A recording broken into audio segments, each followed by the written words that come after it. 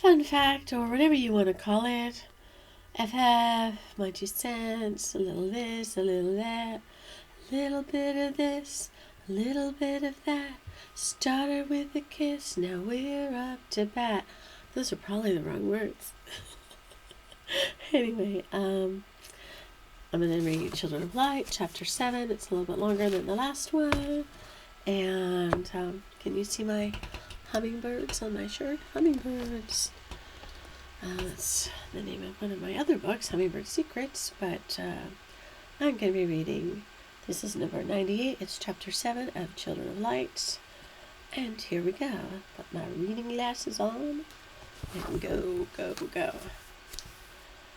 It's called Descendance. Trevor's dreams that second sleep were of his crew melting in their sleep chambers, and himself aging to 80, and not being able to do anything. He dreamt of falling or having no arms or legs, of the ship exploding against an asteroid, of everything turning to dust in the vacuum of space. The horror of his dreams lingered when he awoke. This was not like the drills. Something had gone wrong. Now, he wasn't sure where they were or what procedures to use, but he was the captain and had to lead the way, showing a good example to his crew. He unplugged the tube that had kept his body alive with nutrients and fluids, and then stood in front of his stall. The doors were open. He would have to be the one to ensure that it was safe to leave this time. He saw that everyone else was all right, contrary to his nightmares, and that Andrea was beginning to awake. He walked towards the door. He took his shirt off and threw it between the sensors. It dropped to the floor. He walked through, picked up his shirt, and put it on. Andrea watched him with her breath held. Nothing happened. She walked to the door and out. She noticed that the robots and Celia had cleaned up what was left of Gunther and Ashley, but there were still some spots on the wall that were cleaner than the rest of the area that was splattered because they had to scrub so hard to get the wall as clean as possible. Vladimir saw Andrea walk towards the door. He saw Captain Phillips talking with Celia. Hobarth was waking up. Vladimir was hungry. He walked out the doors and to the kitchen area. Hobarth awoke, knowing everything was all right. He knew King Lear, Othello, Hamlet, and Celia too needed some minor repairs and basic tune-ups, but there would be no serious damage. He knew where Zeus had taken them. It was circling a planet the size of Earth, but with the opposite mass proportions of water and land. It had 2 suns, one that flared its light intensity and was very small, and one that was the size of Earth's sun, but the planet was approximately as far away from that sun as Neptune. The planet they were orbiting was binary with another planet, but was not quite a moon. The small planet had 2 moons of its own on opposite sides of the planet, and an equal rotation to each other. Despite its 2 suns, the planet spent 2/4 or half its time in mostly darkness. He knew the planet was inhabited with highly intelligent beings and some creatures similar to some on Earth. He was trying to define the highly intelligent beings, but Winton interrupted his trancing on their location. All he sensed was that there is one of these highly intelligent beings that is magnified above the others, and he had to meet it. But he also felt a sense of fear from this being. He was just about to visualize the being and try to communicate with it when Winton Gregory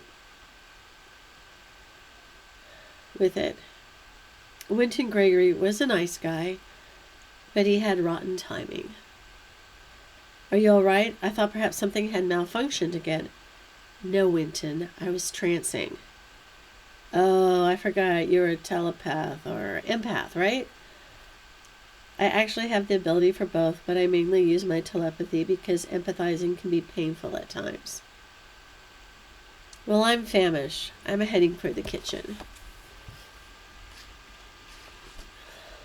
I'll join you soon, and Vladimir later. I have to speak to Dr. Sheffield and Captain Phillips. Andrea is taking vitals to make sure we all are truly fine and to determine what dietary supplements we may need. See you later, Hobarth. Dr. Newly Sheffield is a sensitive. She has great intuition but has blocked any further growth of her abilities. Medicine was not advanced to a state of hands-on healing, but many doctors are trying to use more of their psychic natures in healing. Her tools are lights and lasers and computers. She has metallic instruments for some purposes, but only uses them as a last resort. Music and sound waves are incorporated in every healing process, and sometimes induced trances or comas are used to help heal. The patient always has the option between how much healing or no healing. Newly is a true doctor, which means she is a psych, a physician, and a healer. She is a complete doctor. She also has an understanding of new life forms. She walks over to Hobarth and touches him on the shoulder. Hobarth, she smiles, and he does too. Newly, what do you think? I think we'll be all right. I believe the next phase was to regroup and contact Earth, but who knows if we can reach them from our present location. Yes, we'll have to inform them on the malfunction and catastrophe. I really miss Gunther, and Ashley didn't deserve such a fate. We must go on. Hobarth. Doctor. Captain Phillips interrupts. Captain? They reply. At ease, Celia too has told me our situation. We should go on as planned with our instructions, but you probably already know that the light speed function has been severely damaged and is not repairable. This is news to you, Newly, but what do you think our survival chances are, Hobarth? Dr. Sheffield fell silent, then spoke after a pause. That all depends on our little planet here and the solar system we are in. If the planet is human sustainable by the readings, then we should descend and test the surface atmosphere personally in the shuttle. If the readings show unsustainable for humans, we can try the next nearest planets under light speed range, or stay on the ship and try repairs, or become a floating station. We are sustainable on Zeus, but our mission would be lost. I think we should try to contact Earth and do our calculations and have some physical activity to balance our sleep state. I make sure we are completely in contact with our wake state. How long, Newly? The captain queries. Captain, she replies. Trevor, he retorts. Fine, Trevor, I said at least a week, if not 2 weeks. Captain, I have tranced the service, Hobarth states. Sustainable, asks Trevor. Yes. Life forms? Yes. Highly intelligent. Superior? Yes. Maybe they could help with repairs? I would say yes, Captain, but we do not know enough about them yet. They could be hostile or fearful. We should not provoke or contact them. We'll have to wait. We should not tell the others about light speed or the fuel or the steering or the oxygen synthesizer, or we might just have everyone panicked. Oxygen? Captain, what does he mean? The steering and fuel too? Tell me it doesn't mean what I think, Newly asked, knowing the answer. Newly, it does, but it's okay. We have about a month or two in the tanks now, and Celia too has already hooked the garden area ventilation to a tank. We just can't synthesize oxygen, and we do not have the 5-year supply because 3 of the tanks busted and the other 2 malfunctioned and began to supply air before we needed it. And if life is sustainable on the planet, perhaps we can at least siphon enough breathable atmosphere to live on Zeus. Patience is the key now, and uniformity. Newly knew it would be a long week for her. The good news is the shuttle is operational and there is fuel enough for many trips in it. And, Captain? Yes, Hobarth. We should all go to the surface on the first shuttle down. It's really our only chance now, isn't it? And why should we waste precious fuel? Someone can leave the shuttle and test the air. If the computer and I have malfunction, the rest can return and die a slow death and send messages to Earth of our failure. Yes, Hobarth. The planet is our only choice. What constellation is this? Newly asks. Cetus, Captain Trevor replies. That's about 8.4 light years from Centaurus, Newly exclaims. Yes, I know, the captain retorts. Our messages may never reach Earth. Hobarth, tell me, Newly insists. Hobarth closes his eyes for a brief moment.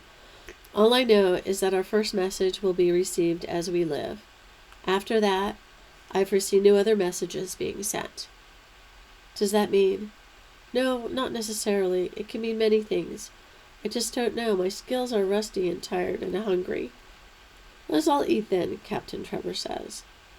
They joined Vladimir, Winton, and Andrea in the kitchen area. When all was said and done, the trip to the planet was arranged, the readings were taken, and the message to Earth was sent. It was a sad occasion. No silver song from Gunther, and Andrea had to work the communication devices and review those particular skills, since it wasn't her main duty, and Ashley had splattered and disappeared light years ago. Captain Phillips had the mournful message to deliver to Earth. He hoped it would reach someone who remembered them, and that the equipment was still working for relaying satellite messages. He was full of hope and fear for his crew, but he had to speak strongly and unwaveringly. Spaceship Earth, Space Station Aphrodite. This is Captain Trevor Phillips from Space Satellite Zeus. There will be no song or Earth anthem. We lost Gunther Wong and Ashley Thorndike in a freak accident due to a malfunction in the timing mechanism between the warp drive and timing device. I recommend both receive honor medals, but I specifically recommend that a tree be planted with a plaque in the name of Gunther Wong for saving the lives of the rest of the crew at the price of his own life. The rest of the crew is well and ready to proceed. We are preparing to shuttle to the planet. Our priority is level D, orange. If you receive no further messages from us, we have lapsed and wish you luck. Running tree, we are starbound to a planet in the Cetus system, 8.4 light years from our original destination. Hobarth is sending details and coordinates. Time up. Everyone say goodbye. Goodbye, coursed through the ship. No tear touched a cheek or the ground. All were brave. All were true.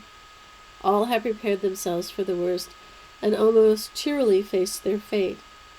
They almost skipped to the shuttle.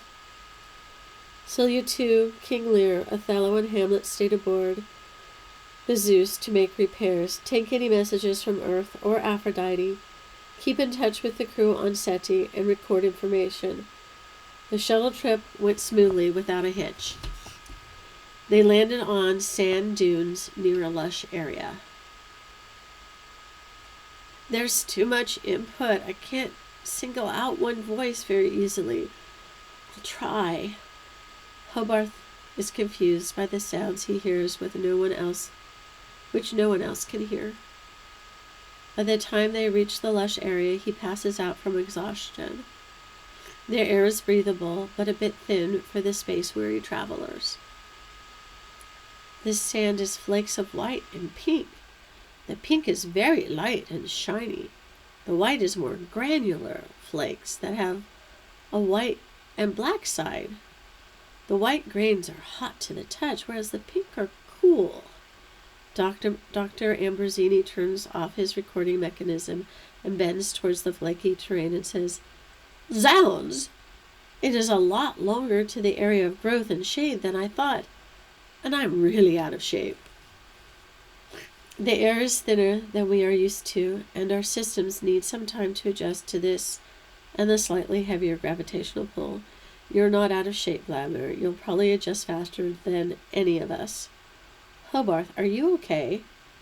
Dr. Sheffield turns while speaking with Vladimir and sees Hobarth kneeling on the sand.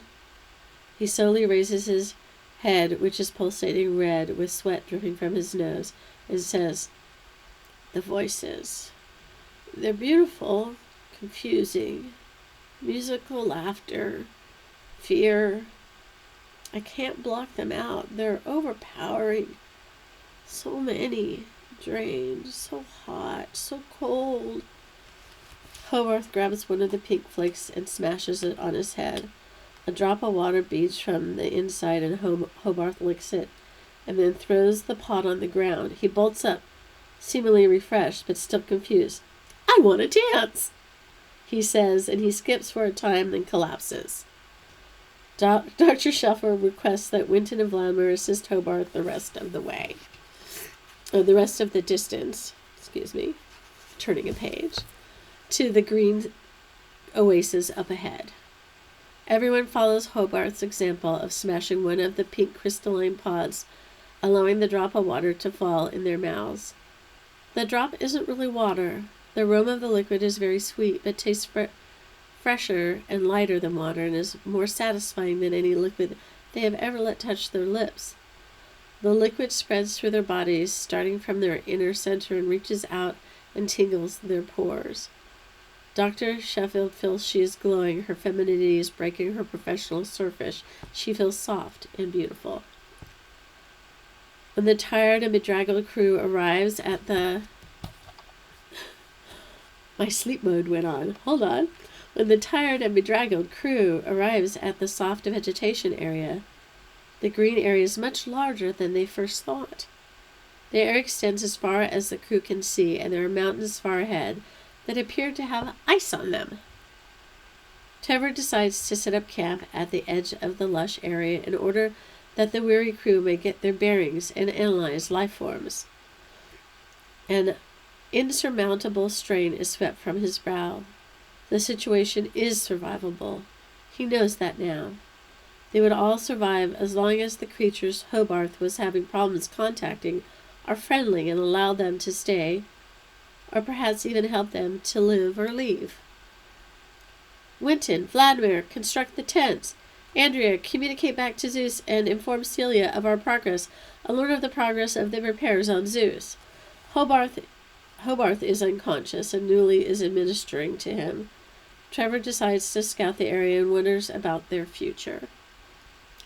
The twisted trees with their coiled trunks of furry wood and leaf-like objects that dangle high above, flat and yellow and lavender and cubal, sparkle in the light of one sun. The tree-like plants are home to some beautiful birds that remind Trevor of something he cannot quite recall fully, but he feels he should remember because he is filled with an overwhelming sense of love every time he sees them. The grass is similar to Earth's, but mostly green with other multicolored blades, almost crystalline looking, but softer in touch, more like thick fur. Winton and Andy are standing on the other side of a furry, strange tree when Winton is checking for life forms. A fuzzy ball rolls past his feet. The creature is multicolored like the grass, but the fuzzy animal is mostly white and brown. Andrea's assisting him. He knows she is ripe, ready to be plucked and tasted, and ready to blossom through her virginity. He knows she is receptive to him, longing for him. She bends over to pick up a fuzzy ball by her foot. The creature is warm and hums a low chord. The fuzzy ball is friendly and definitely a life form. Winton bends over her body, letting his hot breath flow onto her neck. She lets go of the animal and turns towards him. Their lips are ready to meet and breathe life into each other. They let their bodies and lips meet. He holds her and caresses her hair as the lips move in sweet-tasting motions. They part and stare into each other's eyes. He says, "Shall we share a tent tonight?" She whispers, breathless, "I thought you would never ask." As they hold each other in a silent gaze, a fire starts. Trevor is admiring the strangely beautiful landscape when the screams shock the air. The shrill cries of agony pierce through him and floor him for a moment on the soft turf of the new-found planet. His mind, thoughts, and motions seem oddly slow to him. As he regains himself and stands up, he realizes something is wrong, and an awful smell is in the air. He does his best to rush back to the others. There's like a break here, but it's still the same chapter. "We got one. It took a lot to get that creature. We all had to join in, even Nagar. I only got part of one. Me too. Another break. As Trevor approaches the group, the crew are all standing together, stunned and waiting. Hobarth is still unconscious, so the unknown remains unknown, until Andrea comes holding her arm and limping as fast as she can towards them. Over there, behind the tree thing, Winton. Oh my God. Winton is... Her breathless tears and screams flow out, but she goes into shock, and the explanation is lost. Her right arm is severely burnt. There is nothing left except bones and parts. Her right leg is scorched in various spots, but not as bad as her arm, except for her right foot. I think I can heal her here, somewhat, but for the large amount of reconstruction and healing she is going to need, I should take her back to Zeus. Let me get her in the tent. Vladimir, your assistance, please, and I suggest you go find Winton. Newly maintains her professional demeanor.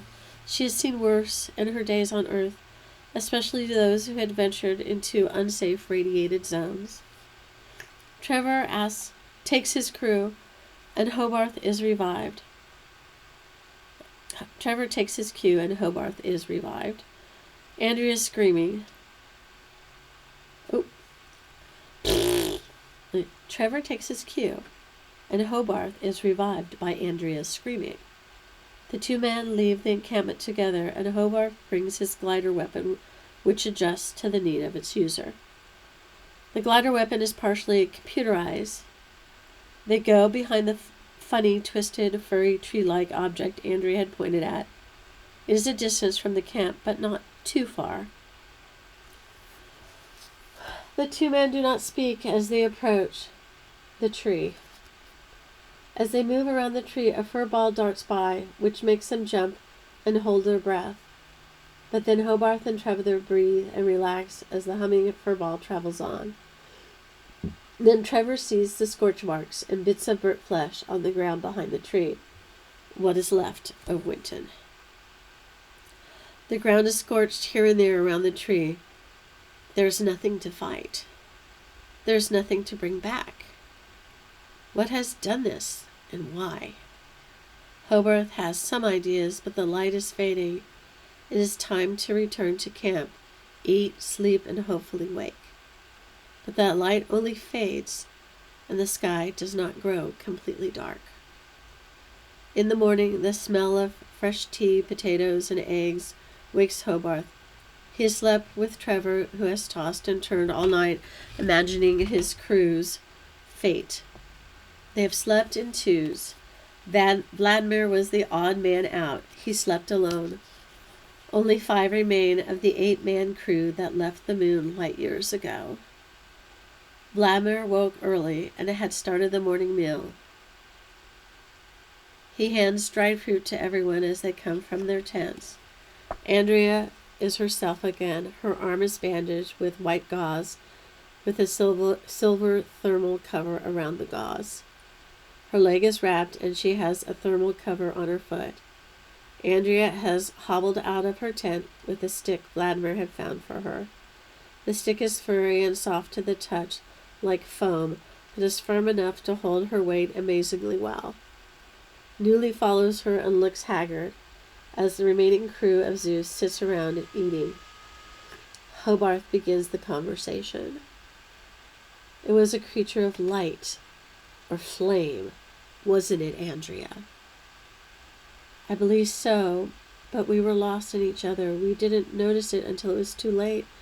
I just thought the sensation was love's radiance. I'm so ho now. I want to track them and get them. I don't feel weak. I'm not at my best, admittedly, but whatever it was, it killed Winton just when we were coming together, before we had a chance to realize her full capacity of love. I'm so ho. Plus, this is our only chance. It's now or never. If you take me back now, you'll be stranded here, or be forced to return with me, and we'll never know the truth. We must go on. We have no choice. Andrea, the burning was an intelligent and very malicious life form that killed Winton. They could be the ones we seek help from. In any case, we will have to cohabitate with them on this planet. It is a very dangerous proposition, Hogarth says. Then we must meet them and learn how to fight them if we are to survive, Hogarth. Yes, you're right, Andrea, Hogarth replies. It's not merely up to you two. Let's have a vote on it, says Captain Phillips. Vladimir, we stay. Dr. Sheffield. Yes, but I suggest that if any of the robots can be free to come, that they join us and descend to the planet in one of the escape pods. I also must alert Celia too of our situation before we go on. Something should be done for whatever is left of Winton. One of the round fur balls rolls up and lands in Newly's lap, and she speaks. The creature seems to stretch out and fall asleep. Andrea hobbles over to the communication equipment and relays Newly's ideas back to Celia too on Zeus. Trevor prepares a farewell to Winton, while Vladimir and Hogarth clean up camp and repack equipment. Andrea informs Newly and Captain Phillips that Celia says that King Lear will be free in a few Seti days, which are longer than Earth days, and that King Lear would join them when their location was given. The repairs were going as well as could be expected on Zeus, and would be done in a month or so, but the ship would not be in perfect working order. Their only real chance was the planet. And here's another break. ... Big space. Let us build some structures quickly by the temple in our new forms. We must appear as they would live, speak as they would speak, eat as they would eat. We can use them for our own fuel, feed off of their negativity and fear, then them. A wonderful task is set before our eyes. Another break. Let us go to the ancient city Riel built and repair what needs to be repaired. Let us make them welcome. They have been contacted. I am afraid nothing has changed so much since Riel left. We must speak to our friendly. We must discover what we can. We must help in any way we can. We must help them to assimilate into our world. And that is the end of Chapter 7. Chapter 8 is called Day of Lost Souls. So, you just got Chapter 7 of Children of Light. I will do Chapter 8 when I can. And it's called Day of Lost Souls. Hopefully it's not as long as that one was. But ciao, Bellas. Hope you enjoyed that adventure.